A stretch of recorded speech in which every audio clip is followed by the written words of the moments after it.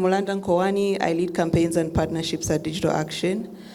We work on tech accountability advocacy, of course, calling for more transparency and accountability from big tech.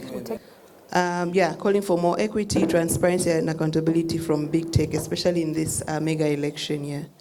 So my reflections on the digital rights landscape, I believe, in the last few years, and I'll base it on the last 10 years because, of course, we are celebrating 10 years of AFDEC. In terms of the digital landscape, I would say that it's been favorable. In terms of, we've seen in the last 10 years a lot of legislation that had been passed, either cyber laws on data protection, on cybersecurity, and so on and so forth. In terms of whether those were rights respecting or not, I believe that would be a debate for another time.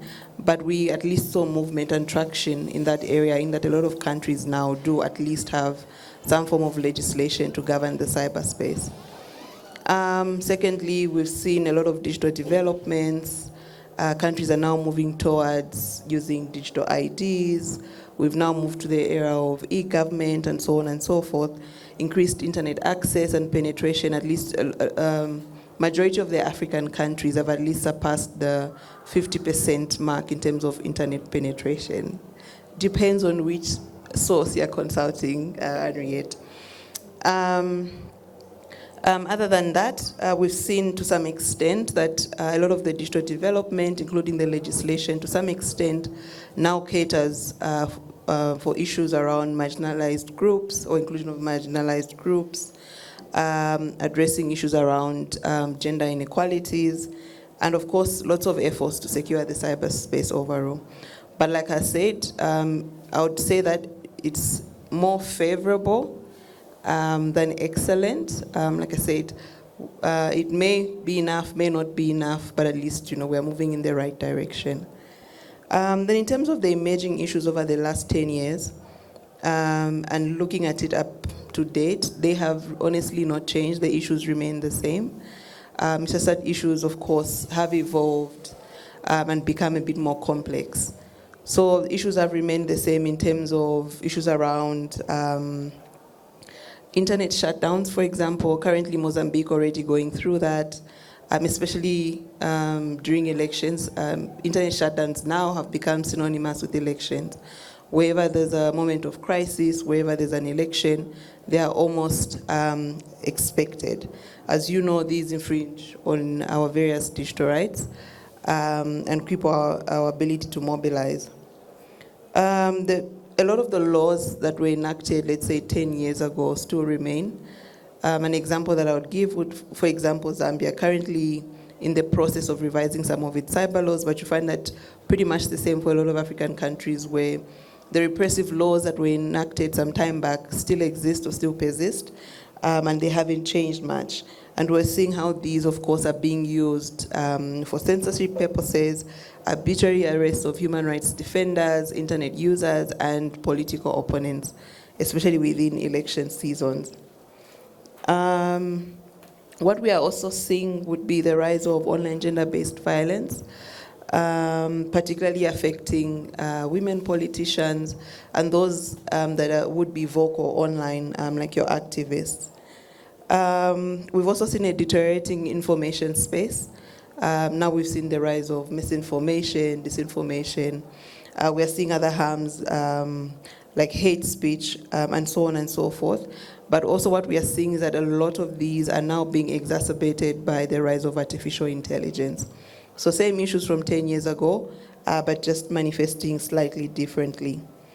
We're also seeing issues around a decline in cyber safety. We are seeing data breaches. We recently saw one in Nigeria where key institutions are now being compromised.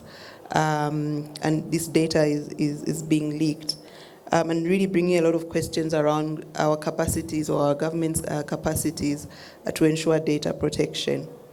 Of course, issues of surveillance also persist, very hard to prove, but we still see incidents of these. So yeah, maybe I'll end there. But like I said, a lot of the issues that we were dealing with 10 years ago are the same issues that we are dealing with today. they've just become a bit more complex. And for example, governments have now changed some of their strategies and some of their tactics in how they facilitate this. Thank you. Thank you very much. You can give Dickson the mic. And I really agree with you, Bulanda, on the issue that these issues are still the same, but you know how we are handling them and the tactics that have changed, the tools, for instance, how the AI has really given us something else, you know, to play with. So I totally agree with that, with you on that. And thanks so much for your reflections. Because of time, we will just go right to you, Dickson, to just hear what do you think, you know, how has it been? Thank you, Viz. Good evening, everybody. I'm Dickson, Kasote Program Manager at First Media Africa, the regional media project of the Friedrich Ebert Stiftung, based in Windhoek, Namibia. I think my reflection is going to be pretty quick because I believe most of the salient issues around digital rights, I mean, the incredible panel that you know, was before us really touched on most of the salient issues that I thought that we'd be reflecting on, and also just now my fellow panelists just, you know, touched on these issues. But I think one issue or one major topic I wanted to touch on, following what you said earlier, when you said digital rights should be approached as an issue of social justice. This is what I, you know, firmly believe, and it's a very critical point for me. I wanted to find out if anybody has ever heard of the concept of digital slaves. Has anyone heard of that? Digital slaves. You mean our children? Not that kind of slavery, not that kind of slavery, but I was shocked in October while I was in Ghana at the International Day for Universal Access to Information conference convened by UNESCO and the government of Ghana. Somebody, you know, from UNESCO, I believe, said that, and they were really, you know, not comfortable saying that, because look, they are white from the global north. If, you know, it was such a hot potato topic that they were kind of like very hesitant to say that, but they were prompted to say it because they had whispered it in the ears of somebody who would then say, can you please tell us more about the concept of digital slaves? Then he had to speak about it. And this refers to a situation where data centers in Africa and other developing countries, and there's about 50 or so, I can't remember the number, are referred to as digital slaves. And then data centers on the other side, in the global north, in developed countries, they are referred to as digital masters. Do you see how problematic this is?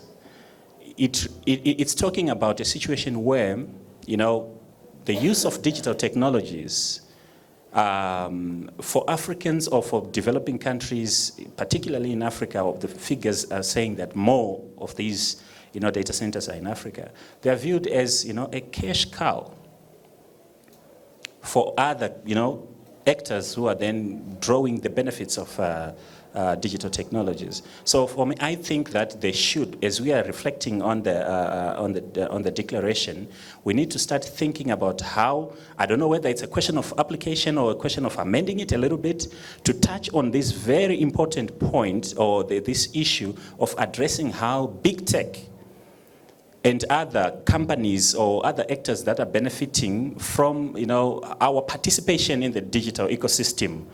And then there is nothing coming for the users. It becomes a question of social justice for me. It becomes a question of, you know, all of us benefiting from, you know, you know, in the end, it's a question of human rights. So I think that we need to really reflect more on the question of digital rights from the perspective of social justice.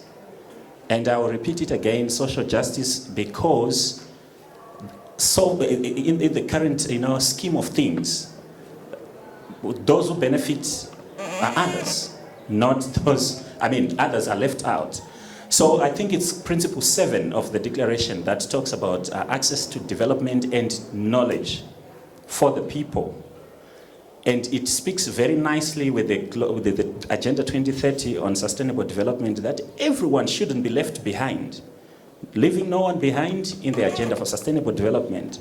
So, speaking from that point of view, we need to ensure that whether it's the declaration or how we're going to interpret it and apply it, we'll ensure that no one is left behind. So then this then speaks to the question, if we are going to think of, amending or making some changes to the declaration, let's also thinking of artificial intelligence, explicitly mentioning it. Because right now, unless I missed it, it's not there, right? Because maybe at that point, these issues were not as prominent as they are now. So we need to think of artificial intelligence, explicitly talk about how it should be regulated, how it should be applied ethically, in order to ensure that there is inclusivity, there is equal benefit, well, maybe not equal, but at least some kind of equity. And for me, then that becomes a question of human rights and digital rights, which is the extension of the rights that we enjoy in the physical space. Thank you. Thank you very much. You can hand the mic to Vivian. Thank you, Dickson, for bringing some of these issues and saying that social justice is really a crucial point that we should focus on as we looking at human rights and talking about all these issues that we are bringing up, and also access to let me say data rights that I think also Isaac mentioned, or you say the word digital slaves. I didn't know about this, but it's nice that you pointed this out. Vivian, we will come to you to just hear your reflections on the same. Yeah. Thank you. I think that you've talked about a lot of the issues that are going on, and from the top of my head, this issue about journalists and activists and political actors being, targeted with cybercrime laws in Africa is becoming a big issue. All it takes is for a journalist to write something online and they are either arrested or picked up for something that they posted online. I remember that in Benin, for example, a journalist that wrote something that he heard from a minister at a news event that the minister held, he did not deny saying it, but at the end of the day, the journalist was arrested and jailed for 3 months. And so these issues are coming up. We have activists that write things online and then they are picked up and they use cybercrime laws and all that to try them for crimes that they haven't committed. So it's a trending issue. I think it was, is it Isaac? Yeah, Isaac talked about the issue of digital public goods and services and why they have to be reflected in the declaration. It's one issue that is coming up with a lot of challenges. The issue about digital public infrastructure and digital public goods and services, even though they are meant to facilitate a lot of things that people are benefiting, health, national ID systems, instant payments, platforms, and all of that. They are coming with their own challenges that we would describe as digital rights. In Nigeria, last year or so, there was a point where people were looking for cash and they couldn't access cash because the government was, rolling out an instant payment system and people did not have access to funds to be able to buy things. And even if you send them money through the bank, they can't withdraw the funds because the government was testing an online payment system. And that is a challenge that, brought a lot of businesses to a halt for a couple of days. And you can just imagine for people that rely on funds to do their everyday things, this became like a major problem for them and they were not able to do a lot of things. Again, with national ID systems, we are seeing how increasingly countries are rolling out, biometric or ID systems that are not well thought through. And at the end of the day, people do not have access to the ID cards that they need to do a lot of services. So in Ghana, for example, the Ghana card, which is the national ID, you need that to open a bank account now. Forget your passport. You can't use your passport. You need the national ID card to operate your, SIM card. And with the SIM card comes with the mobile money and that online instant payment system. You can't use those services without a national ID card. Until now, they started doing this from 2009. In 2016 or so, they started a new process. Until now, there are so many Ghanaians who don't have ID cards. This issue, it's across West Africa. In Nigeria, they have the same thing, that people have ID numbers, they don't have a document to back it. And they need the same ID numbers to get SIM cards. They have to link their SIM cards with the national identity numbers and all of that. So the deployment of DPIs and DPGs across West Africa are coming with their own challenges, and governments are not paying particular attention to it. Also, the issue about terrorism. In West Africa, we know about democratic recession in West Africa.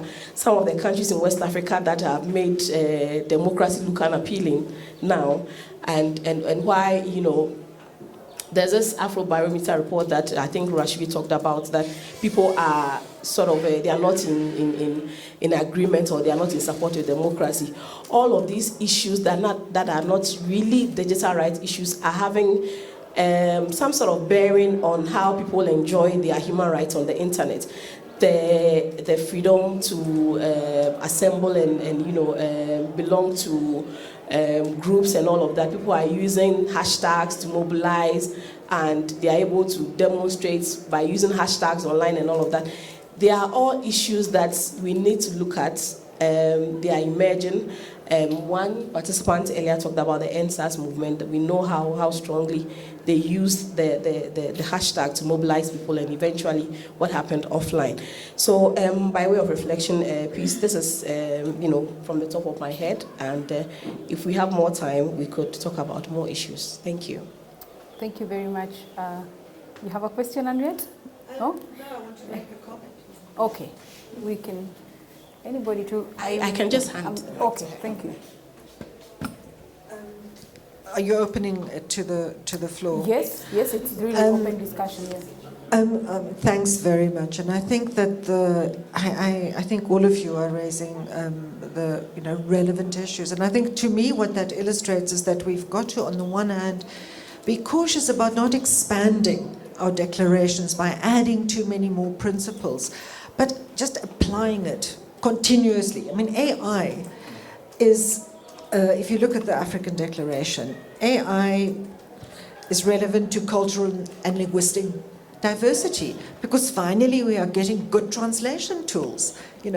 And AI is relevant to privacy and personal data protection. AI is linked to 9, security, stability, and resilience of the internet.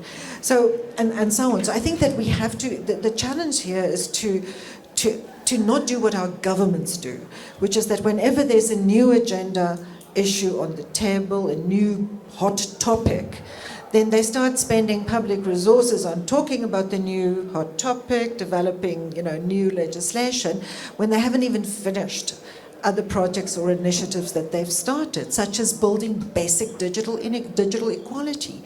And I think we've got to be cautious that we don't fall into that same trap.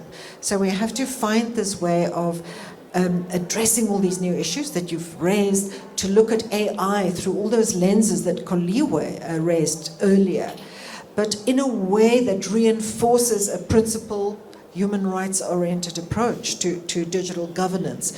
And that's why I think we've got to update, but we've also got to be quite cautious, because it's much more about the application than it is about drafting new clauses and new principles. And the thing about technology, it will always change. It will always throw new things at us. So what we need to really look at are what are the fundamental issues. And I will mention one, because I don't think we've talked about it yet. You've talked about social justice, equality. I think institutions. We need strong institutions. We need African institutions. We need them in civil society, we need them in the media, and we need them in government. And we don't have enough strong African institutions. Our African Union Commission is probably weaker now in digital than they ever have been. The Commission is a strong institution, it does good work, but governments tend to ignore it. So our media institutions, most of our media mobilization and networking is not done by regional institutions. We're very dependent on global and international organizations and networks. And I think that's good, because I think we need to work internationally and we need to work with global partners. But we also do need to have stronger institutions in Africa. Thank you, Henriette. And if anybody has a hand, you can take it. But just to add on, Henriette, on what you said about strong institutions, you know, I think it's also important then if we have to build these strong institutions, we need to have, you know, take a multi-stakeholder approach to work together, to build ourselves, to share the knowledge that we have. And you mentioned it already in the previous session that civil society does a lot, you know. We are pushing, we are driving, you know, the building capacity within governments, you know, doing all these initiatives. So we need to really take a multi-stakeholder approach in everything that we do. You can really take the mic here. Thank you. It's not a comment, it's not a question, it's a comment also, because I think one of the things that us lazy researchers do with the AFDEC website is that there's a whole section on relevant documents. But it's not idiot-proof, and I think I'm a really big idiot, in that we probably need to also take stock of the way that the declaration has been applied. So looking at issues around resilience of the internet, we know already that we've got issues around internet shutdowns. But I think I like what Dickson and Henriette have said about social justice and tying it back to the question on how do we bring in more people. Because you also need to be deliberate about breaking down the justice areas. So for instance, the immediate thing that came to me was looking at economic justice and AI or digital. And you're looking at, during COVID-19, we had this, in South Africa, you had what was that fund that you had that had a whole system? I think it was called the social, whatever, disbursement. The disbursements for relief, the social grants, right?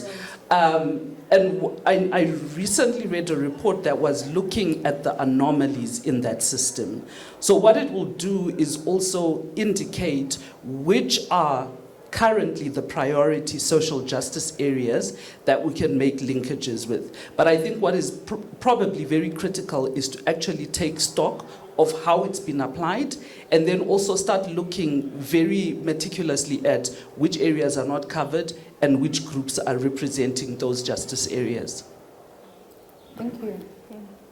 You can. Thank you, Koliwe. You took the mic away from Koliwe. Okay, yes, so Koliwe, yes, I totally agree on that. And you see, like, when an issue starts here, it keeps on spreading. Like what you mentioned about, the issue of digital ID. It's the same in Uganda, you must have it. And sometimes people, if you lose a phone, you must replace a SIM card. If you don't have this ID, you can't replace it. So you must get someone else to do it for you. So it's such a big challenge. In our passport, we have this number, but if you go with your passport that has the digital ID, they don't take it. You should bring this document. So it's something that we see it spreading around. So we need to have lots of collaborations and, strategic approach to dealing with these issues. So in terms of taking stock, I think we also need to take stock of spaces of influence. I know there's a principle on, is it participation within internet governance processes? And this area has evolved significantly if you look at, the last 10 years. We now have issues of the Global Digital Compact. Looking at the principles, how do they align with this process, for example? Or how could we influence within the spaces that have been criticized, for example, as being very multilateral? So how do we ensure that even within that space of influence, we are also pushing for the principles? Other than that, again, in terms of inclusion of other stakeholders, I see that perhaps the role of the big tech So again, not to get back to the question of do we update, do we not update, I think that has been answered in terms of both, of course, would probably be priorities in terms of implementation alongside looking at what would need updating, and of course very in agreement with Henriette in terms of we don't need to expand the set of principles, but rather just take stock in terms of what could be adapted or adjusted. One of them would be on the role of intermediaries. I think at the time the principles were drafted, they sort of reflect so much in terms of what should their response be to government requests, what should their responses be, whereas we could perhaps outline a more proactive role in what they should be doing, and in this case the big techs, because now they are playing a more significant role. They say in Africa, social media is the internet. I don't like that phrase, but to some extent it is a reality, and we are increasingly seeing the role of social media platforms in daily life and how they've been shaping the information space.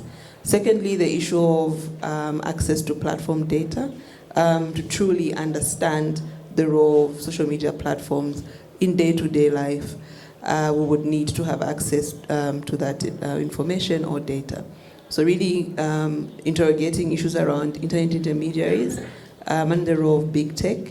And of course, taking stock of different spaces of influence that are opening up. Thanks.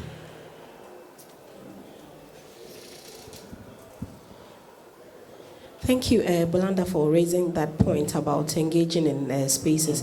I remember, I think 2 years ago, Media Foundation with support from global partners engaged Henriette to look at how African organizations and governments were engaging in global spaces when it comes to formulation of international laws and sometimes even as basic as resolutions.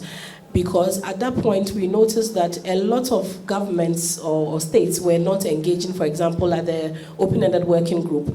And they were having a lot of discussions about the 11 internet norms, and I attended one of the sessions, and there was just a handful of African governments there. And, I quite remember South Africa, Kenya, Ghana, Egypt, they were engaging in that space. And we have a situation where these laws are international law, or discussions, or discussions are ongoing in these spaces, and we are missing. Civil society, we do our best. I mean, we know our challenges with funding and all of that, but it's very critical that we engage in some of these spaces. The AU is developing all manner of protocols and conventions and documents. Recently, there was one on data governance. And the AU is not engaging in the global space. We sit here, we get some experts, and they do the drafting, and we don't know anything about it. The ACHPR is also doing, their resolutions that are, one person will draft it, send it to a commissioner, and, it goes to their session, they talk about it, and before a resolution has been passed, without proper engagement of civil society and other private actors. So it's really important that we get ourselves into these spaces, get our voices heard, share perspectives. Sometimes based on the work that we do and the context we find ourselves, we are able to bring certain perspectives that may be alien to them, but will be very important, and which if incorporated goes a long way to enhance international norms and standards. So I just wanted to add to what Bulanda said. Thank you. Is it yesterday or the day before, Henriette, you posted on the AFDEC listserv an article about Starlink. AfriSig, yeah. I think we have to have a conversation about this. I think it's critical that we have a conversation about this because for many reasons, there is, great applause for, Starlink coming into African economies because of, its potential to make data costs cheaper, more accessible. But there's a critical conversation that we have to have about data sovereignty, about digital sovereignty. And I'd like Annette to touch on that. And then, Isaac, this is yours, to just speak a little bit about the AAAD coalition in the context of access to data. I think data is definitely an area. I mean, for me, AI is about data, basically. Yes. But I think that the data language in the declaration is really focused on data protection. Mm-hmm. And in fact, we just had applicants now for the African School on Internet Governance. And this year we're focusing on data and trade and the African Continental Digital Free Trade Area. But we ask people questions. Everyone responds about data protection. So people understand data protection, which is fantastic, because 10 years ago they didn't, but it's not enough to discuss and understand data protection. So there are lots of different angles to data. I think Starlink is a very interesting thing because there's also an environmental impact. You know that the Starlink satellites have a very high redundancy rate. They die all the time. There's a lot of litter, Elon Musk litter in space. And they have to put up new satellites all the time. And there are fears that they could have quite harmful environmental impact because they don't last very long. So there are lots of issues to discuss around that. But I think this is the point about, I think, Zoe, it's very good. Let's look at, I mean, I'm not saying we shouldn't update. Obviously, we have to make sure it's topical, it's updated. And the application part that Koliwe described, we need to update that. But I think let's take topical issues like this, like Starlink, look at it through the lens of the declaration and of some of the rights issues. Let's take digital public infrastructure. Vivian talked about digital public infrastructure. G77 governments, of which Africa is a part, they're obsessed with digital public infrastructure. Does anyone here feel they really understand what digital public infrastructure is? Have you heard it used? Have you heard the language? Yeah. South Africa is chairing the G20 next year, so they're talking a lot about digital public. India has a definition of digital public infrastructure. Brazil has a different definition.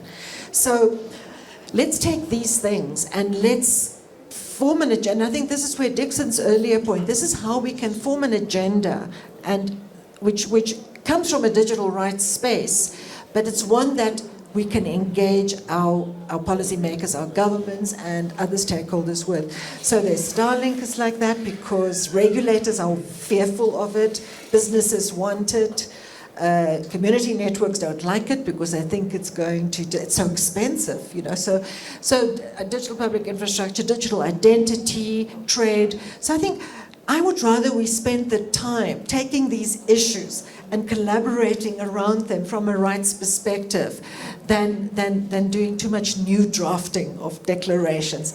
We really need action and interpretation and engagement. So about the African Alliance on Access to Data. So when you read some of these documents, they talk about new frontiers. So the next frontier is data rights, because only in this digital age, only with adequate data rights can you fully express your access to information and other freedoms, right? Your online freedoms depend on your access to data.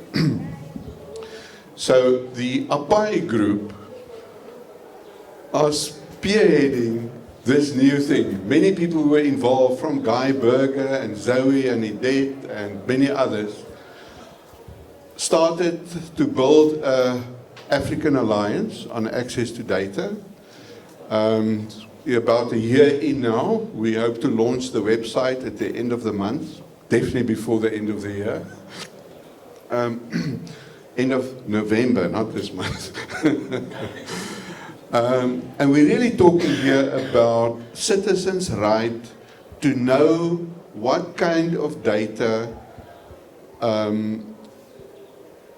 governments, tech platforms, and others have about you, but also to have access to that data and to be able to utilize the data to exercise your rights. Let me give you an example.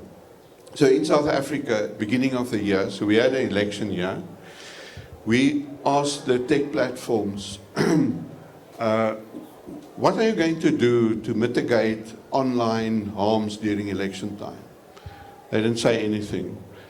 In terms of the UN business principles, they're actually supposed to do a risk analysis and publicize it and put mitigation measures in place and publicize it. They didn't. So we said, let's do a shadow risk assessment.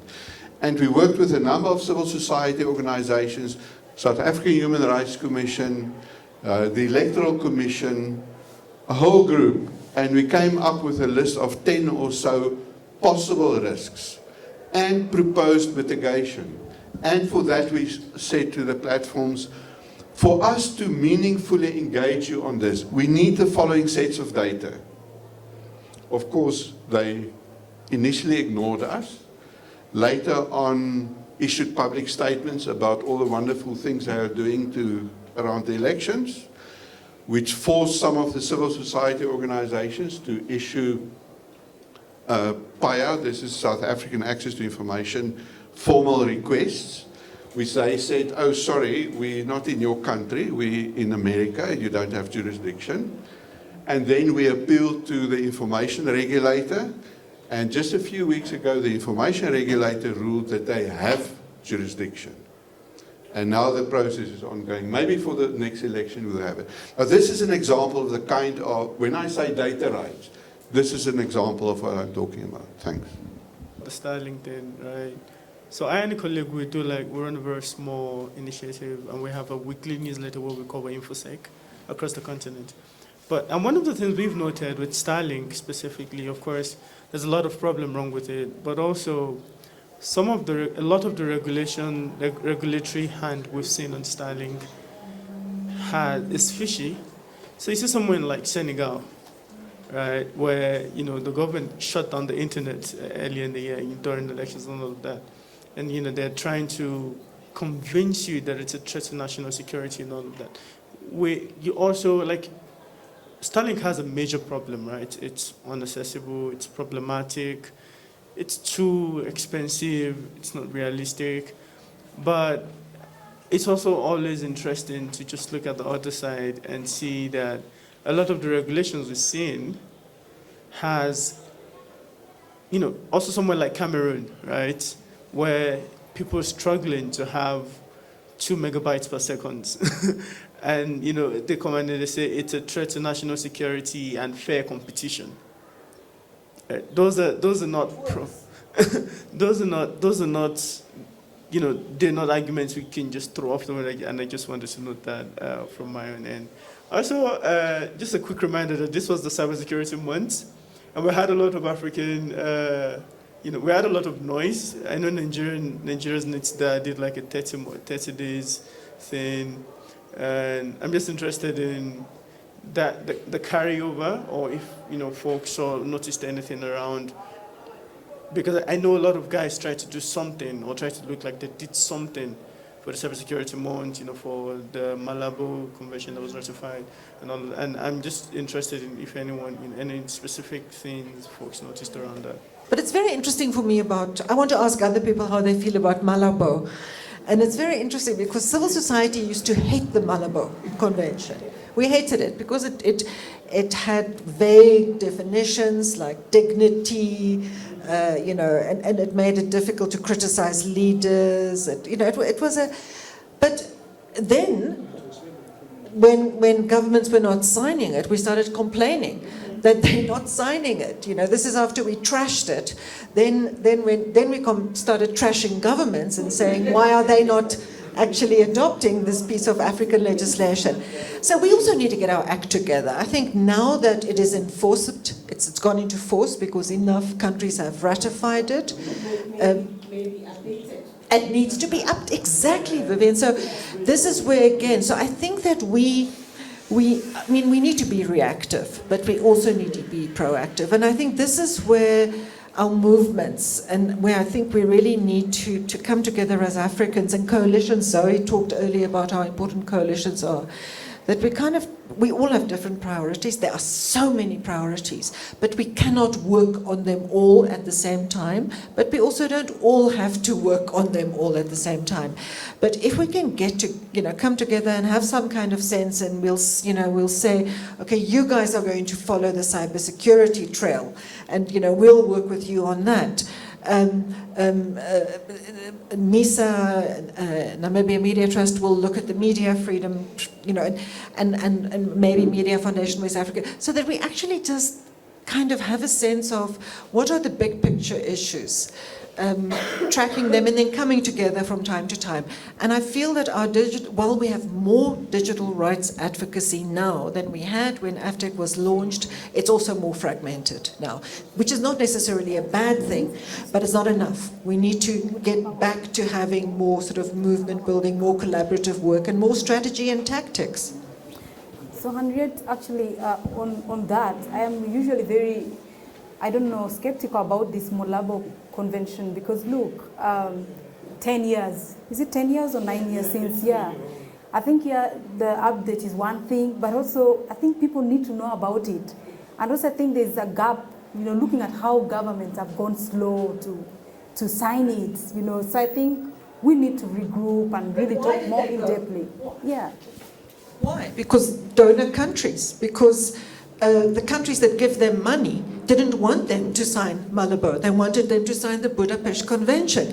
And they were told, you will only get your budget support from the Dutch government, the European Commission, if you sign the Budapest Convention. One quick intervention or submission. I think one of the most troublesome issue that we've identified now, or that we've been noticing around digital rights, is the exercising of rights such as freedom of expression and access to information on digital platforms in times of elections.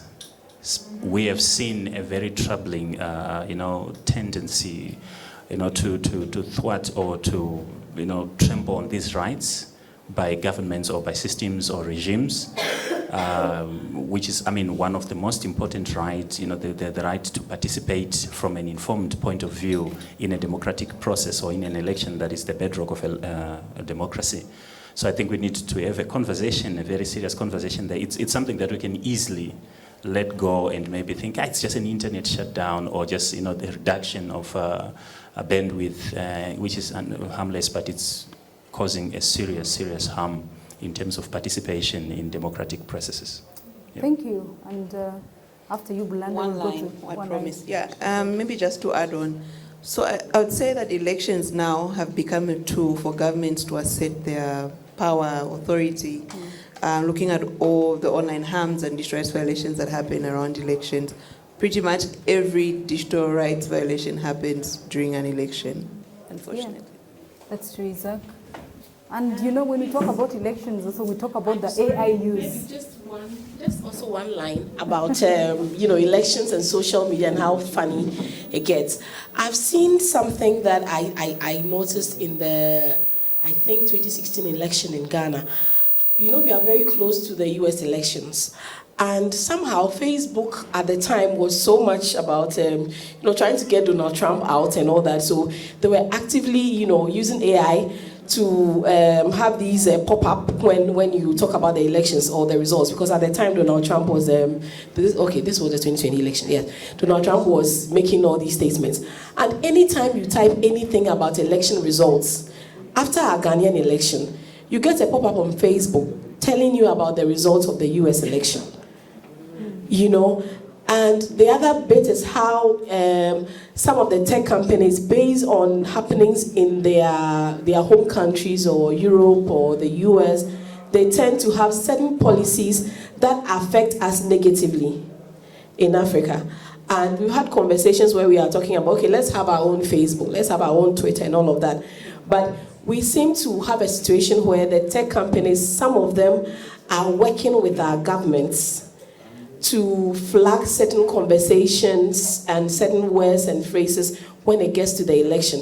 For some time now, Galamsey, which is illegal mining in Ghana, is flagged by Facebook. You post anything about Galamsey and then, you know, they just take it. It doesn't matter what you are saying. I had to write to Emila and raise the issue because there was this investigative story that we produced, you know, in a non-profit newsroom. And we posted it and Facebook took all the stories down. It was about an investigation about illegal mining. But Facebook had flagged the word Galamsey so much so that anybody that shared that story, they took it down. You know, anyway, let me give to Isaac. Well, speaking about tech platforms, I forgot to mention earlier an area that I think definitely need to be somewhere in our updates, wherever the updates will be, is the issue of online content regulation and governance of tech platforms. Must be included somewhere. And then the last point I want to make is this. So while we're talking about AI and all of this other stuff, actually the biggest fight is internet access. That is most of our attention should go to because nobody has digital rights if you don't have internet access, right? And just to say, in South Africa, we're busy with a campaign to update PAIA, the Access to Information legislation, to include universal access to the internet as a basic right in law. And that's the only way that we will win that battle, is if we can get it in law, which demonstrates that most access to information around the continent, they don't have internet rights, and we need to get internet rights written into access to information laws. Thank you very much. Internet penetration has dropped from 40% to 37% in Africa. Average, yeah. 860 million Africans do not have access to. What do you want to say? We have to